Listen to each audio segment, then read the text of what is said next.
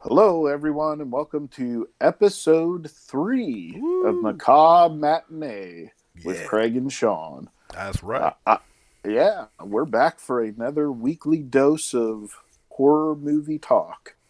As always, I am Craig Lance. And I'm Sean, bearded Capitalitin. Yeah, how you doing, buddy? Doing all right. Having, Uh, yeah, having a good week. Having a decent week. Work is always work. I think everyone out there knows that. But your week's always a little bit better when you get to watch a horror movie to talk about with your good buddy. Yeah, and that's kind of what we both did this morning. We sat down separately, but probably at about the same time frame Right. this morning, and we watched a little movie called Friday the 13th Part 3. I know that that's the movie we were supposed to watch because this is episode 3. Right. We're So for now we're going chronologically with the movie series, which is kind of cool in itself. yeah, I mean, through Friday the 13th, we'll be able to track it based on our episode number, but that'll be a little bit harder when we start on another series. Right. Uh, as per always, this is where I give our weekly spoiler warning. We cannot talk about these movies without spoiling them. So if you haven't already seen Friday the 13th Part 3 and you don't want to be spoiled, it's time to press pause, go watch it, and then come back and finish listening to our breakdown. That's right. So, yeah, uh, you know, uh, got to throw it out there because the odds of somebody listening to the show that hasn't seen them are pretty slim. But you don't want to spoil it for anybody No, absolutely. if if you can avoid it. There are people who don't love the classics and may not have gone back. Again, I love telling again our buddy Leland. I actually when I showed him this franchise, he had never seen it, which is fair. But usually stuff like that is in the lexicon at least, or at least you kind of hear about Yeah, it. And again, I'm pretty sure I mentioned on the first episode, but I love reiterating it. I got to show my buddy Leland in this is like 2 or 3 years ago. We're recording now in 2020. He did not know the Mrs. Voorhees twist at the first one. So like I got to see someone's pure first reaction to that. You know, so that's insane. so all right, so you never know. So again, we always say spoilers, just in case you're another Yeah, Leland out there. exactly. And it's hard to fathom that there's people that haven't, kind of with these are so in the zeitgeist that Right. that you would think that people would know, but they don't always know. Well, And I bring that up because this was the first one. Part 3 was the first uh, sequel in this series that I actually remember when it came out. oh wow, Not that I awesome. wasn't aware of the other two because they were such a big sensation, Right. but when this one hit the theaters, it was a big deal. And part of that was because it was originally Friday the 13th Part 3D. Indeed, and that's something we're definitely going to be getting into throughout this discussion of this movie. The big shame of it is that I don't think I got it noted down, but more or less, like the reason there is no home video with 3D, even if it's the shitty, like even Nightmare on Elm Street with Freddy's Dead got the cheap 3D glasses with it, but Yeah. but none of the home prints of Friday the 13th Part 3 have ever been in 3D. Maybe VHS, but maybe not even that because it was such an intricate thing to get 3D back then. Because this is one of the early films that really put it out in this level. And I want to say like the copies of it were like kind of lost in overseas shipping. Like they were showing them overseas and like they never got them back. Oh, wow. It's something to that extent Well, is why they've never had the hard copy of the 3D model. yeah, I want to touch back on that here in a little bit because Right, I think it has a little bit to do with the quality of this film. right, right. Um, so when we get to I do want to circle back around to that. It's a very good point. Uh, but I'm going to go ahead and knock out the breakdown real quick, and then we can get into all that juicy stuff. For sure. So this is, as I said, Friday the 13th, Part 3, released in 1982. So they did these year. First one was 80, then the second one was 81, and this was 82. So they were knocking them out probably as quick as they could write them and get people in there to act them. And Oh yeah, film absolutely. them and get them out to the studios and out to the theaters. Oh yeah. This one was again directed by Steve Miner. Was written by Martin Kitrosser, I think is how you say his name, and Carol Watson. Right. It stars, and I'm going to say that with quotation marks, Dana Kimmel is Chris, Right. Paul Krotka is Rick, and for the first time, Richard Brooker as Jason. That's right. And I think the first and only time. Yeah. Yeah. Um, Again, it was another thing of like the first guy didn't. Actually, I think his was actually a commitment issue this time, instead of just not wanting to do it. But they also were kind of happy with the new guy being he's like 6'3", so yeah. like and like a former trapeze artist or something. So he's kind of used to doing stunts. So they Oh, wanted a okay. little more imposing Jason. Gotcha. Gotcha. So this one starts out with the now familiar re-showing of the final scenes of the previous movie.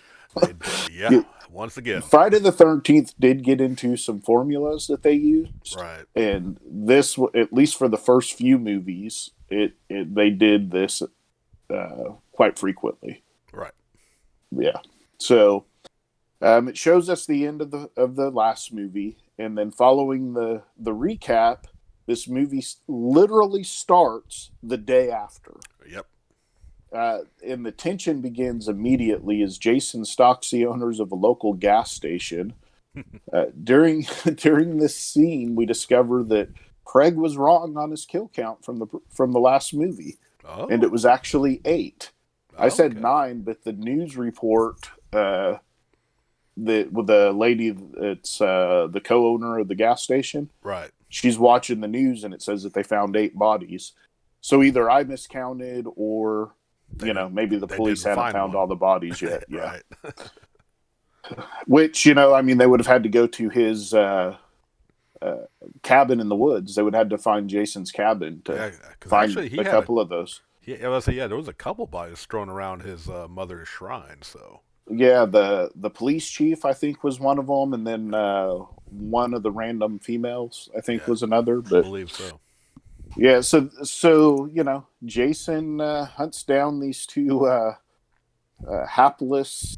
Uh, Bickering, I didn't realize. angry, Yeah, a couple. yeah, they are not a very happily married couple. They Let's are put it not. that way. And I'm not sure why he was really after them, other than to give us some tension at the beginning of the movie. But I don't care because it did, and it Yeah, succeeded at that. for sure. Uh, And of course, this was. I mean, partially, I think, and we're gonna get into it a little bit more, but like this opening scene started establishing the 3D effect. With yes. like shots of the husband kind of like had like a pole he was trying to hook up and it goes right to the camera. Just blatantly supposed to be like, oh, it's coming at Yeah. us. Well, when you talk about 80s 3D, Yeah. that's exactly what it was. Oh Whereas yeah. by the time we got to later, like, yeah, since probably the early 2000s, it's been more of that immersive 3D. Right. Back then it was, hey, let's have something thrown at the camera, which worked well for jump scares in horror movies. Oh, absolutely. But Even I have a very faint memory of being very little. I couldn't tell you what the movie was because it's just a scene of kids on a beach throwing a frisbee. And I remember the frisbee like coming off the screen. I don't know if it was Jaws 3D or some other film that I happened to go see, but I remember that I have that faint memory. So that's really what it was back then. Yeah, absolutely. so I didn't get to see this one in the movie theater. Uh, Uh, that would have been awesome. but yeah, my brother actually did, and he talked about all the 3D effects quite a bit, as Oh, well as everybody at school. right. But the first 3D I saw in the theater that was this kind of 3D was a foreign film, and I can't say it in Italian, so I'm going to use the English name that they used, and it was Treasure of the Four Crowns, and Right. it came out the same time as Return of the Jedi Right. that same summer. So, we would go back and forth between watching the two movies. It's an absolutely horrible movie and no one should watch it. But man, did I love the 3D effects of that movie. Oh, of course, of course. Yeah. All right. So getting back to this one. So Jason's killed the I'm going to call them gas station owners, Right. and Slash the rabbit enthusiasts because yes, he yes, was they are hugging his rabbit rabbits. enthusiasts, and he did not like that. Right. Apparently, he did not like their rabbits. Right. So the next day begins with a van full of young people heading to Crystal Lake in what I have nicknamed the Mystery Machine Van. We have Chris, who we learn it's her place that they are actually going to, which is a little cabin with a barn, and I think it was her parents' home out on the lake. We find out later. Right. And along with Chris, we have Joni and Chachi, which is not their real names, but I nicknamed them that because the guy looks, a lot like Scott Baio. It is strikingly similar, yeah. Then we have a couple of burnouts that spend the entire movie stoned out of their minds. Even though they're a male and female couple, I nicknamed them either Scooby and Shaggy or Cheech and Chong, Yeah. depending on my thoughts at different times in the movie. Yeah, the guy was definitely inspired by some Tommy Chong. Yeah, yeah, for sure. Um, and then in the van, we have the annoying prankster Shelly, who just can't stop himself from being annoying, it seems like. Yeah. Uh, See, we got the formula of Friday the 13th, yeah, and we have the jokester, the trickster. And while he is important to not only this movie, to the mythos, which we'll get into yeah, why, yeah. he is not. He to me he doesn't have any of the charm of the previous jokesters. This dude He annoys the does not. fuck out of me. Through the entire movie, Yeah. I actually cheered when we see him die, for Right. real. Um, yeah, and so they're headed out to Crystal Lake, and they stop and pick up their friend Vera, who is a starkingly white Hispanic woman. Hey, look, we exist, okay? Considering that her mother was not starkingly white, it was interesting. Hey, But hey, uh, okay. No, we're gonna address that. Hold on, because you're not wrong in the least. But I mean, my mother doesn't have the strong accent to me, at least. Some people say they hear it. My mother being Colombian, and I'm yeah, starkly white, half Hispanic. So we're real, Craig. We're real. We exist. But no, yeah, you absolutely are real. But I'm going, and I've never met your mom, Sean, but I'm right. going to go out on a limb and say she is not dark complected. No, she is not. Yes. Nor does she sound like Sofia Vergara. So I mean, it's fair to be fair. But I don't know. That's fine. But no, you're absolutely right. 'Cause No, it was great. It cracked me up, and of course it made me think of you and your white Hispanicness. that's true. That's true. So, and really, that's the only time it's addressed in the entire movie. Absolutely. Yeah. Just Yeah, so it's just kind of a throwaway thing that her mom speaks Spanish to her, right. and she gets in the van and they head off, and so they get to the cabin, and they find that Chris's old flame Rick is just there, kind of hanging out, All right. and he seems pretty desperate to rekindle their old relationship. And Chris, who is obviously suffering from some PTSD, uh, is coming back to the cabin to kind of work through that PTSD of some stuff that happened to her a couple of years previously. Yeah. And so she's kind of being distant to Rick. And so, Rick's kind of being a little pushy, but they're dealing in their own way. So Shelly then decides to be annoyingly Shelly, Yes, he does. and he fakes his own death with what was actually some pretty good effects for an amateur, in my opinion. Right. He fakes an axe to his face, and which really annoys everybody, specifically Chris, which then pisses everybody else off. So Shelly loads up with Vera and runs to town to pick up some snacks. Once in town, they run into some bad dudes with attitudes, and we know this because they're wearing leather and chains. It's true. It's true. It's a little biker gang of three people, and they kind of give Shelly and Vera some problems in the store.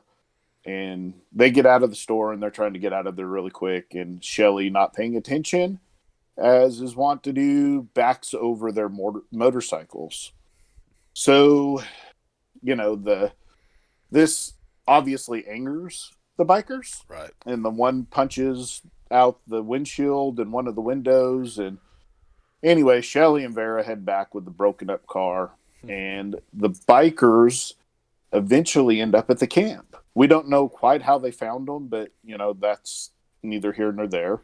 They do find their way to our lovable future victims. Yep. We those little plot devices you just don't worry about in horror movies. Like Yeah, it's they kind of found like the them. cops showing up at the end. Right. It never, yeah, who calls the damn cops? But Exactly. you just kind of ignore it. So the bikers show up and they're going to get back our friends by burning down their barn. But not only are they just going to burn down the barn, they're going to use the gas out of the mystery machine to do it. So they drain the van of gas. And I'm pretty sure if you haven't seen this movie, you can see what's going to happen later.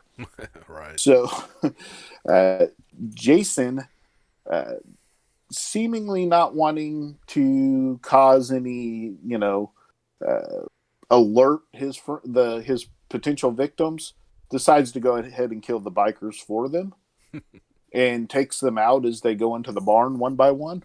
Right. And so then we head back to our group, and it's now nighttime, and the couples are all kind of doing their own thing. Rick and Chris have left to discuss their future. And during their conversation, we learned that Chris actually had a run in with Jason in the woods like 2 years earlier and barely escaped with her life. Yeah. Which What's not explained within this movie is how she actually escaped. it's true. But Is it? that is one aspect I liked of this kind of story is that that it's not like Jason just goes into resting in between the deals, in between each movie or whatever. Like they actually had somebody, which I think is the only time to my knowledge right now in Friday the 13th where they had someone who had a previous encounter.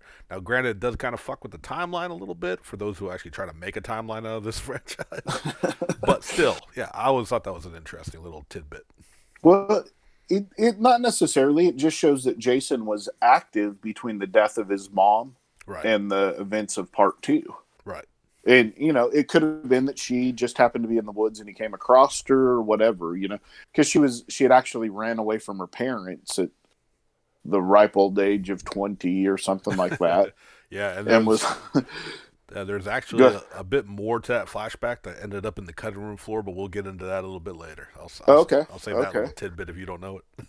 Oh yeah, I do not. So I always love those little gems that you drop on us here at the end of these. So I try. uh, it doesn't explain how she escaped. She kind of passes out and then she just wakes up in her bed.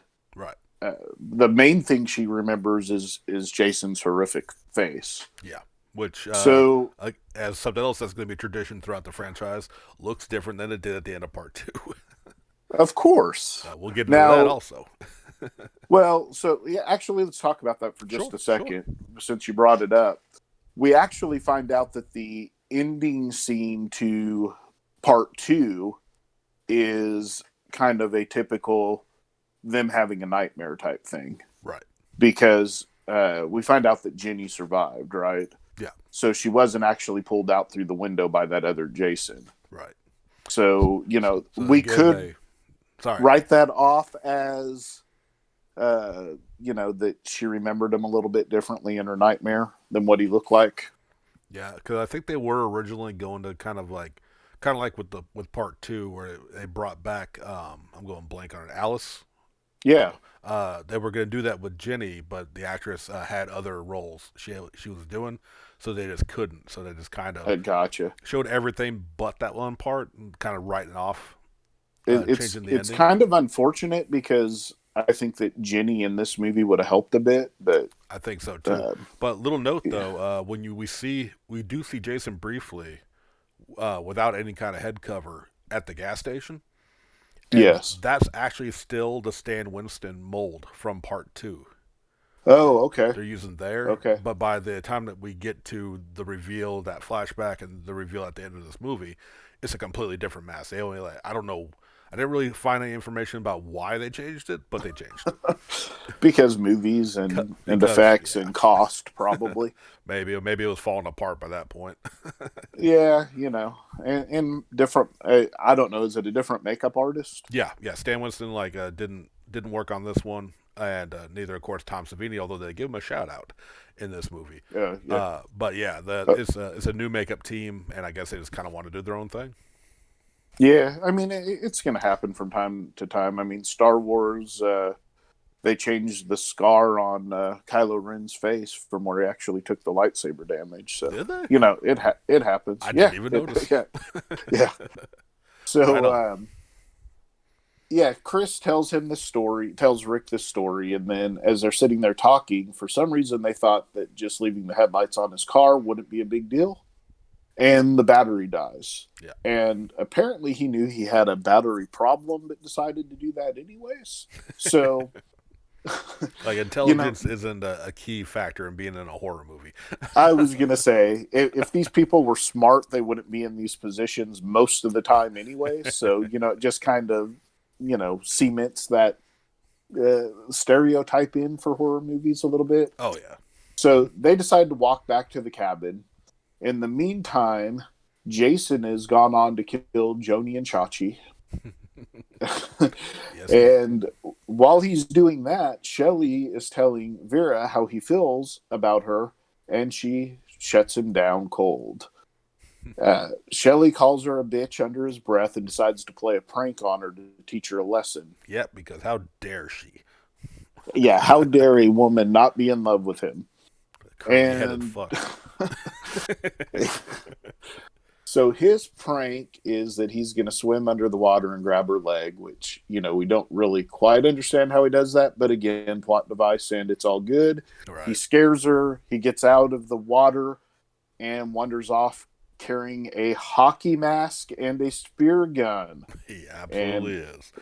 that hockey mask, of course, we all know what happens to that. It Yeah. becomes part of the Friday the 13th lexicon and probably one of the best known masks in all of horror movies. Absolutely. Shortly thereafter, Jason appears to Vera in his brand new hockey mask with the spear gun. Vera first thinks it's Shelley until she takes a spear to her eyeball. Yes. Yeah. That pretty much wakes it up to her that was not Shelley that shot her. Yeah. The realization is the last thing she thought before uh, soon after that, Cheech and Chong pay the price for their bad life choices. Yeah.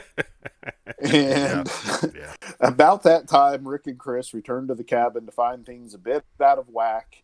And as they start to try and figure out what is going on, Rick decides to split the party. And as we all know, that's never a good idea. That's amateur hour right there. Amateur hour. Yep. So Chris fights off Jason. Eventually, she gets into the van, takes off. Well, we remember what happened to the van earlier, and she runs out of gas. She ends up in the barn. Jason locks himself in the barn with her, where he starts to just destroy the barn looking for her. In some weird plan, she decides to jump from the top rafter down onto his neck. I mean, it kind of worked. It did knock him to the ground for a Yeah. second. Yeah. This is where we kind of first start to get, or at least in my opinion, start to get that supernatural vibe for Jason. We see his super strength a little bit in these Yeah. scenes. She knocks him out with a shovel and throws him over the edge of the barn, hanging him on a rope.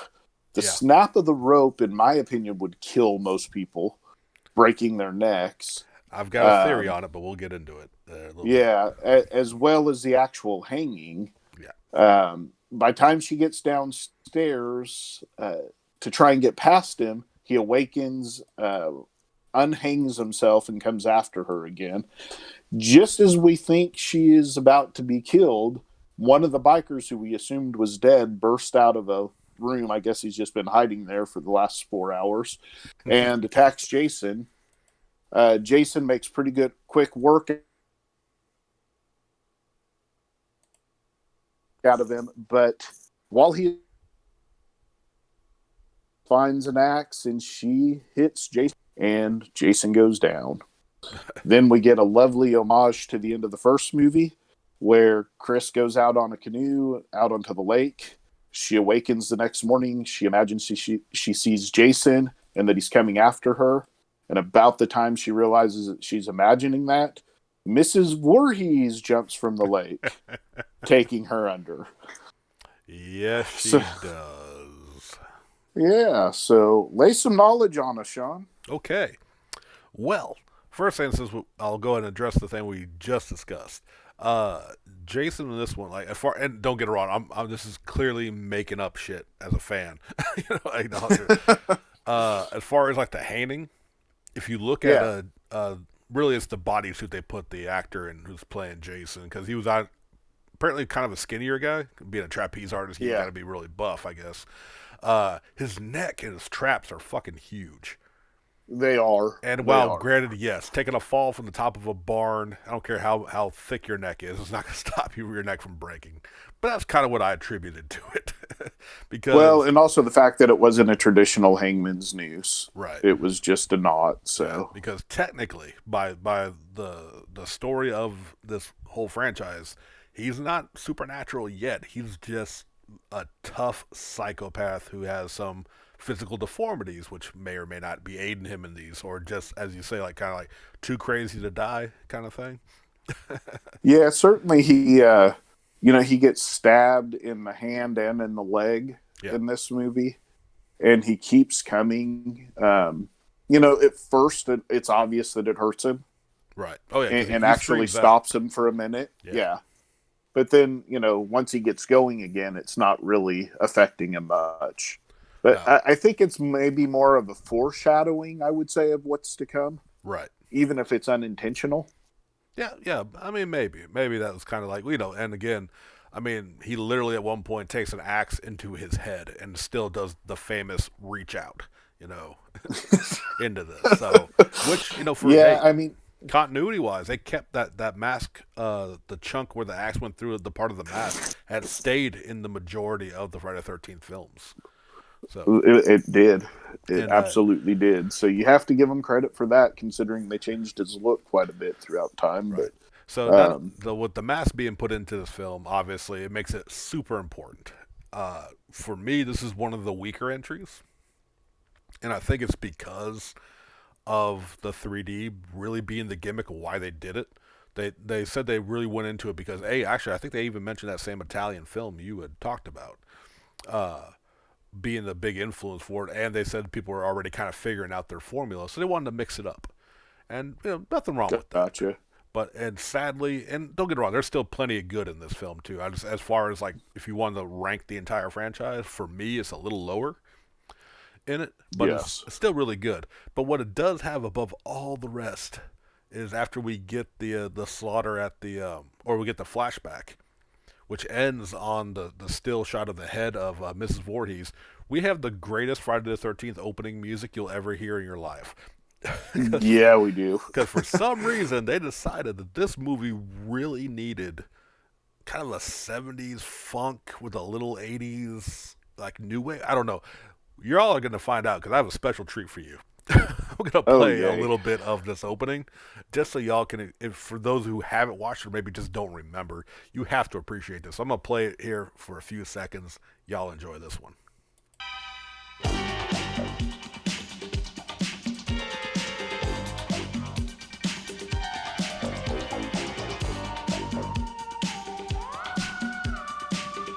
How amazing is that? like, like it's funky, got the little weird wow wow through it, and that's just I don't know that tickled the shit out of me when I watched it again for the first time in a long time, honestly, since I watched this one. But yeah, this one, like I said, the lack of 3D, I think does hurt it because. Yeah. Oh, sorry. Go ahead. No, good. I was just gonna talk about it's not so much that they take the 3D out because you can tell when that happens. You can tell when that happens in any 3D movie Yeah, from the 80s. The absolutely. the problem is the way this was filmed. was in that 3D technology at the time, all of the backgrounds look super grainy through Right. this entire movie. It really, really could use a remastering, and it would help this movie a whole lot Oh, I agree. And because it's absolutely distracting to the eye when you're watching it. yeah, and I think Um, that might also be a factor in there. And just you like, know, I mean, I get like the that gimmick. was Oh, probably my biggest complaint on the movie. Uh, a lot of the things it stepped up the gore quite a bit in this movie, more so than the other two. oh yeah. Uh, it the suspense was a little lacking on it, but this one was more of just it's weird because it has really good tension and suspense at the beginning of the movie, and then at the end when he's hunting down our lovable losers, um, there's really no tension there. No, The- yeah, because like when he's kind of going after them, yeah, I kind of agree with that because it is kind of just like one after the other.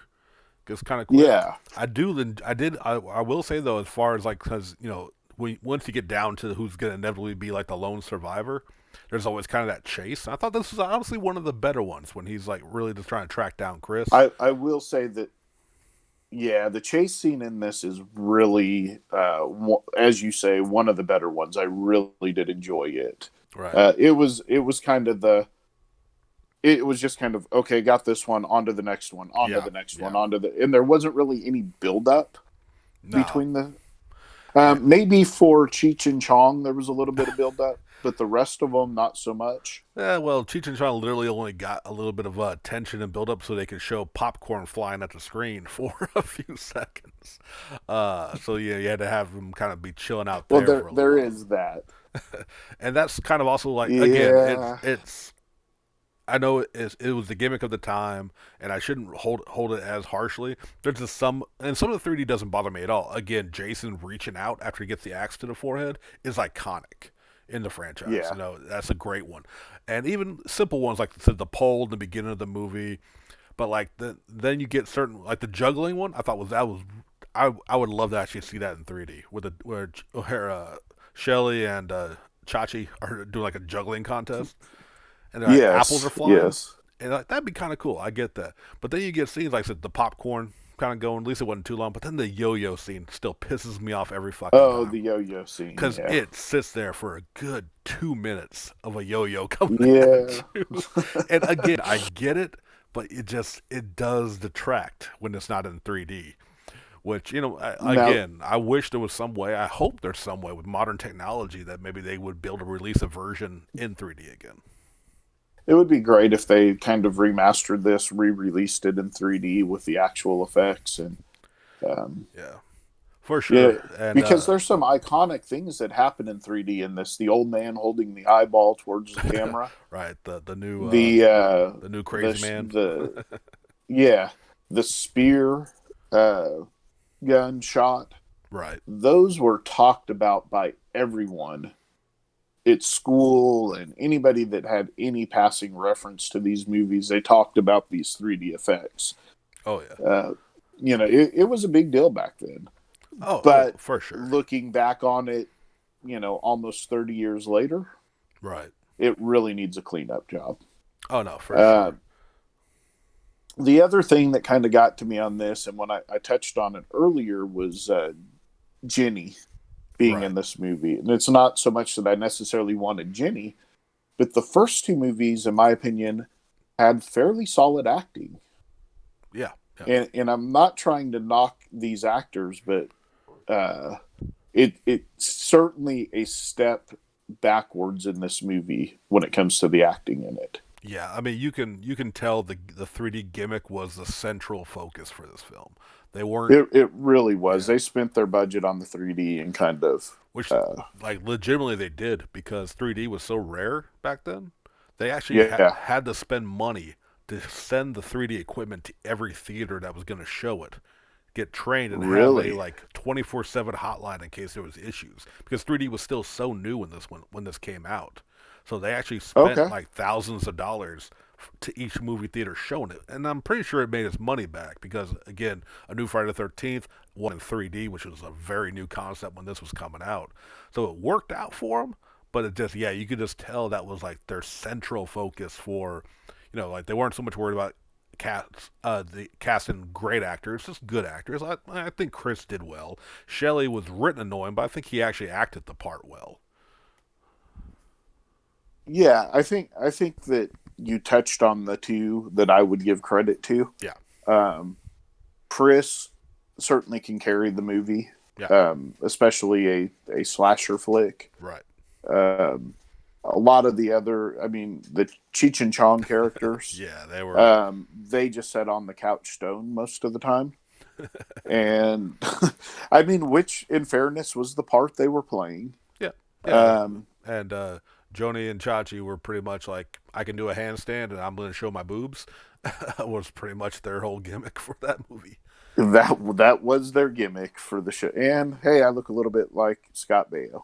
So But those did they did their death though was also a nice don't know if you picked up on it, but it was a complete nod to the Kevin Bacon death in part 1.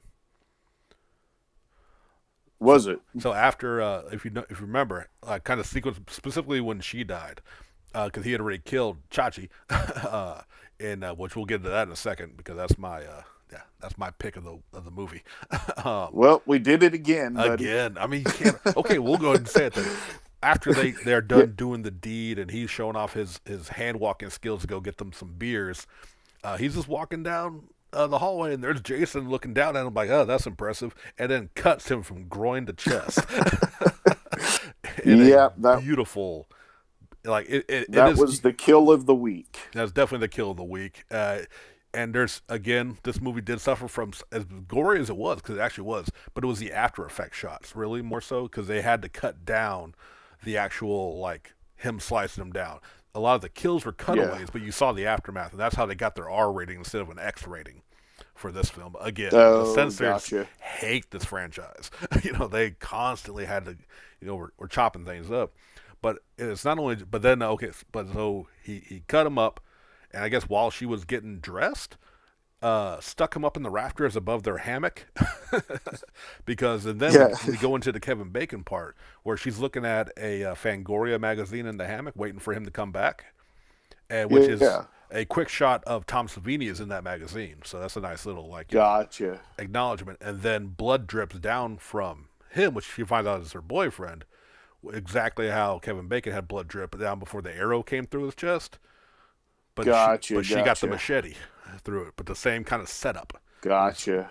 it was kind of a cool nod. Yeah. So yeah, and we do get Jason in his mask. We get more of the machete, even though he uses. Jason's really good about using whatever tool is available to him to kill Yeah, the machete people. became like his iconic weapon, but yeah, he's a master of many weapons. Sharp, blunt, doesn't matter. He'll put you down. But one thing I was going to also mention, as He uses a blunt object. I believe so, because that one biker came back and all he had was kind of a head wound. I didn't really catch what he was beating him with. Skills a little bit. That's pretty good. Was that? Yeah, yeah. I think it was a giant like tractor wrench or something that he So beat him with. yeah, because like he like you saw him beating him in the head offhand. I assumed like everyone it was a sharp object, but maybe yeah. So apparently maybe it was a wrench because he came back for a second, a little last minute save. Then he got put down. Yep. But Uh, good I times, yeah, man. I did want to mention though. As I mentioned, there was a big change to Chris's flashback with Jason Voorhees. Yeah, yeah. Tell us about that a little bit. I'm sorry, I forgot about that. Oh, no worries. It was on my notes that we were gonna discuss it. But originally, the studio wanted this to be the end. This was going to be the final Jason, and they didn't want the fans to want him back. So in her flashback, which they kept a lot of it in, but they ended up changing one major aspect. It was going to be implied that Jason actually raped her. And Oh, okay. and if you have, we can all cheer for our serial killers for some reason murdering teens, and want them back for many sequels. But rightfully so, if they actually show that they're a rapist, you're not going to want to see him again. And that was going to be the original idea. Yeah, okay. Was the original intention. They didn't drop it because they knew they wanted to make more sequels. They just felt like, okay, that's going maybe a little far. We're already giving a gore fest. That's not going to make it past the censors, right?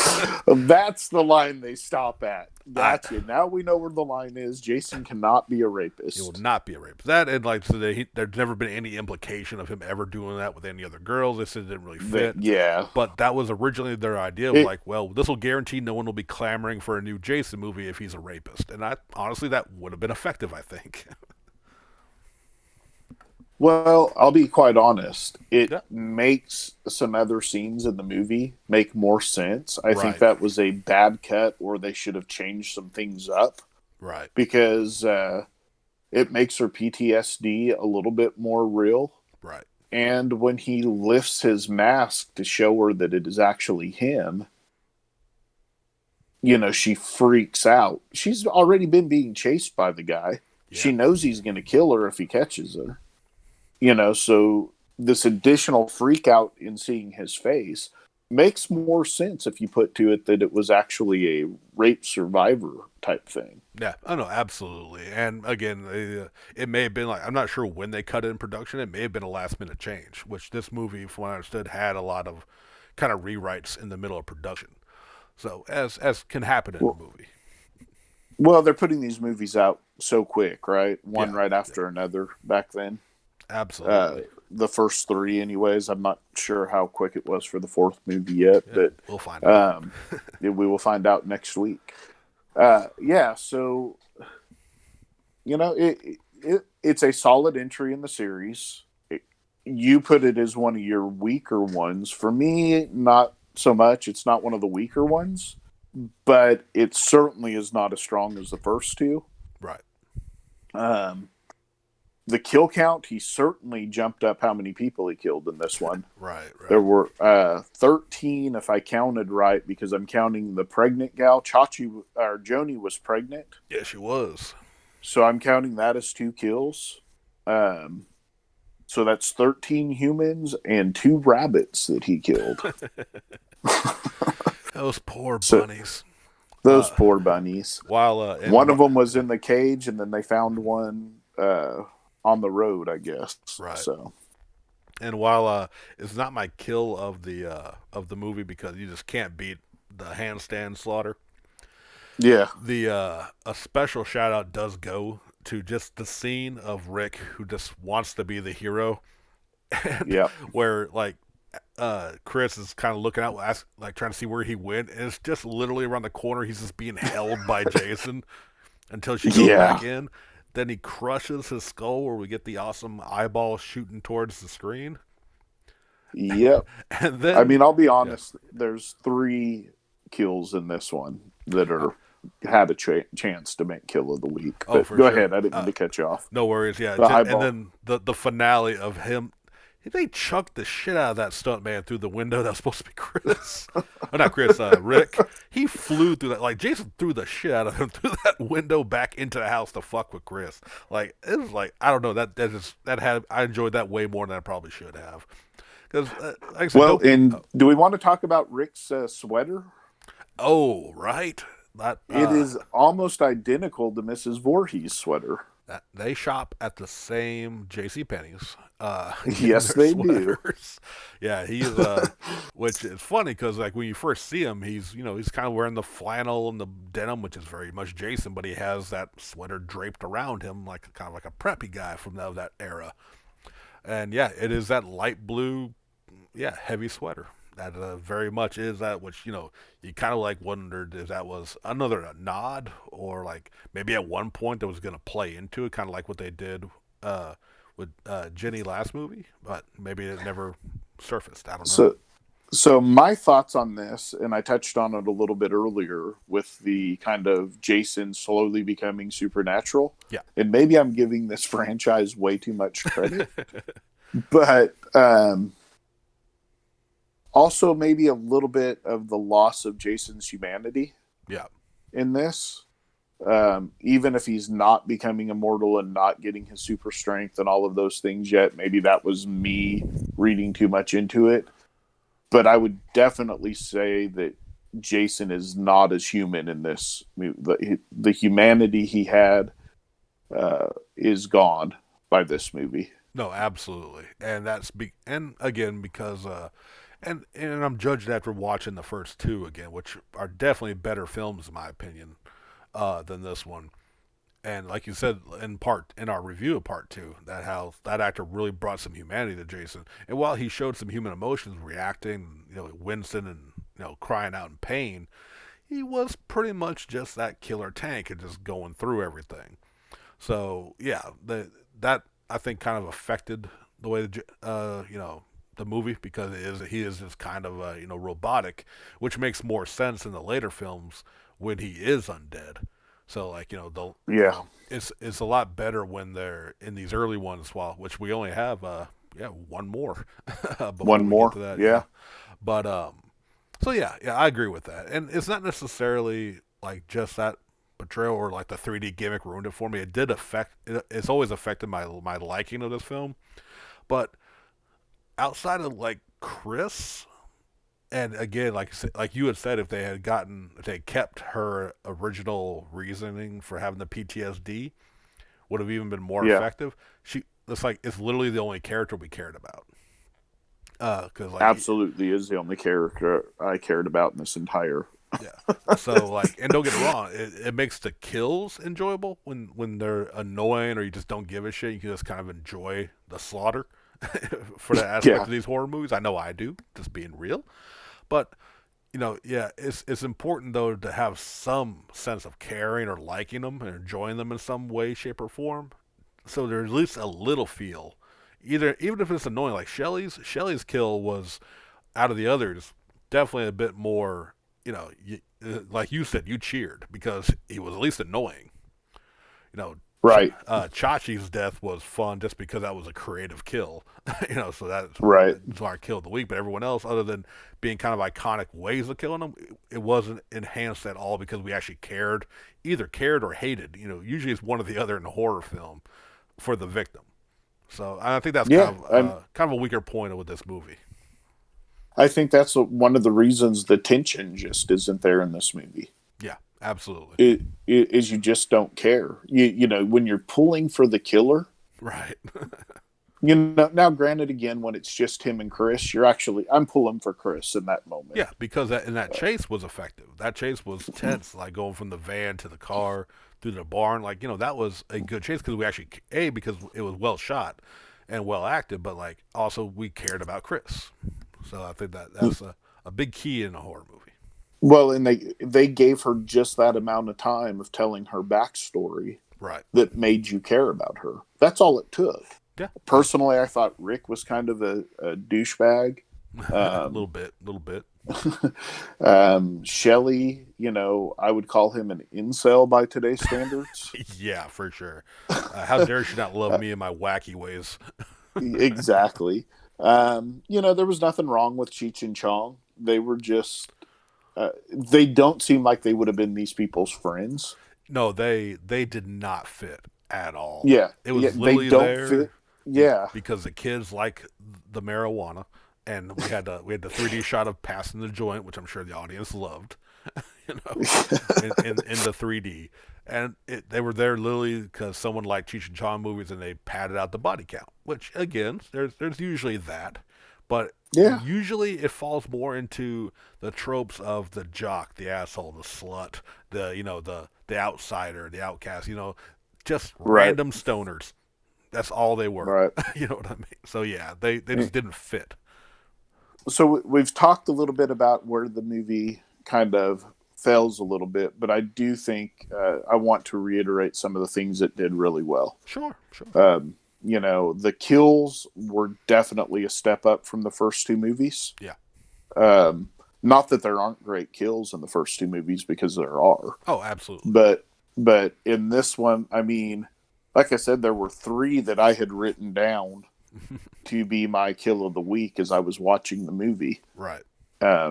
The spear gun through the eye, that is a kind of an iconic kill that people remember from this movie. Oh yeah. Of course, I can't even remember the guy's name really in the movie, what his character's name Oh, was, but right. Chachi's kill that we talked about. I mean, the fact that Jason squeezed that dude's head so hard that his eyeball popped out. Yeah, Rick's Uh, kill for the eyeball was definitely a good one.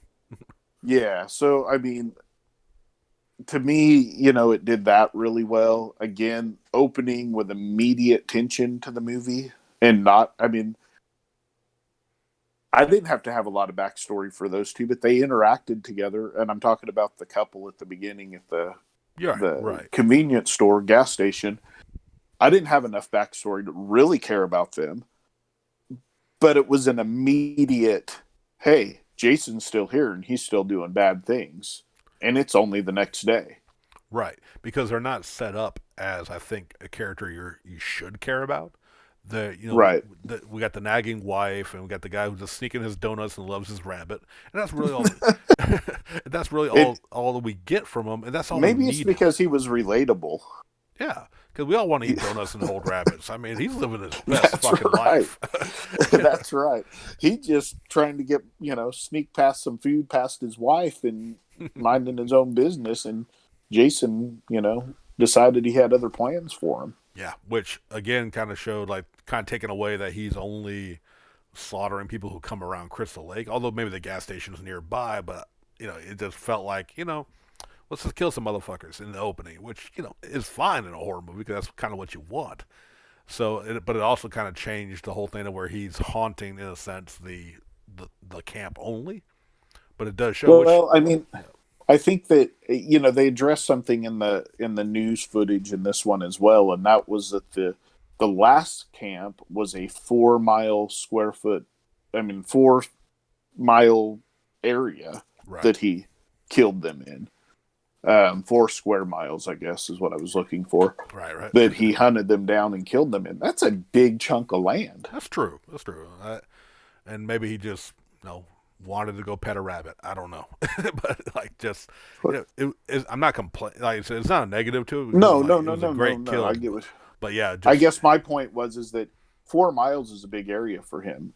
He right. could have just been over in that area anyways. Yeah, that's fair. And he just you know, he saw them hanging out their maybe he clothes in needed the some line. food. Oh, true. 'Cause he's still a man. He's still a man at this point. So yeah, Well, no, and yeah, and we have to assume that they found his cabin right. because they found the bodies presumably. Uh, so maybe they found his cabin. He didn't have a safe place to go, and he needed some food. Right. Well, there you go. Fully So explained by the fans. there you go. Writing our Because it own. was not explained in the movie and never will be explained in the movie. Exactly, and that's what fans of this franchise. I'm sure the others too, which we'll get into as we start going into other. Oh yeah, wait other wait till the mental gymnastics you have to do to get through the middle of the Halloween which movies. is what I can't wait for because that's your franchise that you're definitely you're deeper into me. So our roles are going to reverse as far as who's got the knowledge bombs dropping in. Uh, But like well, I overall, think yeah. yeah. I was going to say overall, it's still Friday the 13th. It's still there's some creative kills, even if the story and the characters are a little weak. It still delivers, like I said, on the blood, the gore, and again, blood, guts, tits, and ass. You get everything in here, as well as Jason's iconic mask that's going to be prevalent for the rest of the franchise and really in horror history. As you said earlier, that mask is one of, if not the most iconic mask in entire horror cinema. I would have to, yeah. I mean, I said it, so I guess I have to agree with it. But yeah, it it definitely is. It and the Michael Myers mask Right. are probably the two most iconic Oh, for sure. as far as masks go. Right, right. So, having said all of that, how many screens would you give this one, Sean? This one, again, which is what I love about our discussional videos that we're doing here, because I watched it and like say by the time I finished it this morning, I might have been sitting at a 2 stars or something, for example. But like, Right. and I don't know, I hadn't decided yet on the grade at that point. Anyway, it always comes after we talk because you get the different views and the different working things out. So I'm Different insight. Yeah. yeah, I'm gonna give it a 3 stars. Okay, so I had it when I was watching it at a 3 star, Okay. but then I went ahead and bumped it to a 3.5 Oh, only because of the iconic moments in it. right. Um, I mean, it's a solid 3, but because of him getting the mask and the machete kills and things like that, you're starting to see what Jason is going to become, Right. and in the loss of his humanity. Those things bumped it to a 3.5 for me. Right. Yep. And So, for me, if it wasn't it was the iconic moments that got it from a 2 to a 3 for me, well, personally. there you go. Yeah. We have our reasons. Yep. So I Absolutely. will I will record that grade so that we can rate them in order at the end based off of our grades. Oh, for sure. But again, as much as I have complaints about it, it's not. It is an important chapter in the Jason Voorhees mythos. So I would still say go check it out. You know, again, Oh yeah, for sure. I This is one. yeah, Yeah, because for me, like usually, if we weren't doing this week to week, if I feel like I'm just in the mood for Friday the 13th, I rarely just grab a random movie. It's a marathon because to me, gotcha. it's a not necessarily connected, but it's a saga. So I always watch this when I watched the others. So it all still flows together to me in my own fan head canon. Well, I mean, so the first three for sure do. Um, and I'm only saying that because it's been so long since I watched the others. I'll Right. probably say that they all do as they go, um, much like you believe. Yeah. It's just, this one takes place immediately following the second one. It kind of, you know, I don't know how anyone could consider not watching it if you're going to Right. watch the saga, No, because absolutely. it's literally the next freaking day. In two Yeah. days, this guy has killed what 22 people and 3 or 4 animals. Dude, that's an honest day's work, man. And That that is an honest day's work in a 48-hour right, period. Jason So is a working man. And but yes, one last thing I was gonna note on just for like looking for these future videos, like 1 through 3 definitely feel connected, and it's what I literally just realized. In a sense, 4, 5, and 6 are directly related as well. So it's almost kind of like you get your own little. Because I don't remember. trilogies. Yeah, I don't remember exactly how far between 3 and 4. We'll find out next week. But like Yeah, top of my head, yeah, you get these little mini trilogies that are a little more interconnected, and there's definitely some separation later on. But yeah, it's a cool thing. So look forward to the next trilogy that we'll be seeing. yeah. There you go. I do have a recommendation for people to watch. Yes, yes.